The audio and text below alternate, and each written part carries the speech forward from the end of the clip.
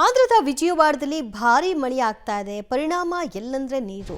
ಇದರ ಮಧ್ಯೆ ಪ್ರಾಣವನ್ನ ಪಣಕ್ಕಿಟ್ಟು 9 ಜನರನ್ನ ಜೆಸಿಬಿ ಚಾಲಕ ರೆಸ್ಕ್ಯೂ ಮಾಡಿದ್ದಾರೆ. 10 ಗಂಟೆಗಳ ಕಾಲ ಜೀವವನ್ನ ಕೈಯಲ್ಲಿ ಹಿಡಿದು ಎಲ್ಲರಿಗೂ ನೆರವಾಗಿರುವಂತಹ ಜೆಸಿಬಿ ಚಾಲಕನ ಕಾರ್ಯಕ್ಕೆ ನಿಜಕ್ಕೂ ಕೂಡ ಮೆಚ್ಚುಗೆ ವ್ಯಕ್ತವಾಗಲೇಬೇಕು. 9 ಜನರ ಜೀವವನ್ನು ರಕ್ಷಿಸಿದ್ದಾರೆ.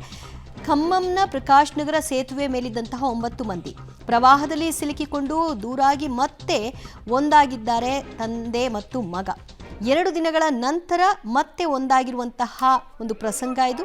ನಂತರ ತಂದೆ ಮಗ ಭಾವುಕರಾಗಿ ತಪ್ಪಿಕೊಂಡು ಕಣ್ಣೀರನ್ನ ಹಾಕಿದ್ದಾರೆ. ಪರಿಸ್ಥಿತಿ ಹೇಗಿದೆ ಆಂಧ್ರದಲ್ಲಿ ಅನ್ನೋದು ದೃಶ್ಯವೇ ಸಾಕ್ಷಿಯಾಗಿದೆ.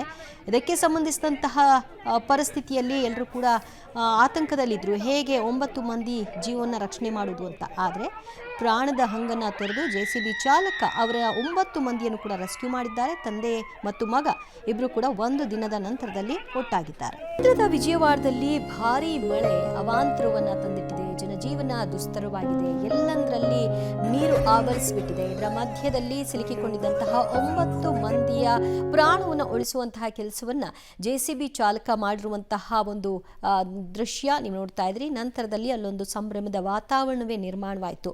9 ಮಂದಿ ಖಮ್మంನ ಪ್ರಕಾಶ್ ನಗರ ಸೇತುವೆ ಮೇಲೆ ಸಿಲುಕಿಕೊಂಡಿದ್ರು.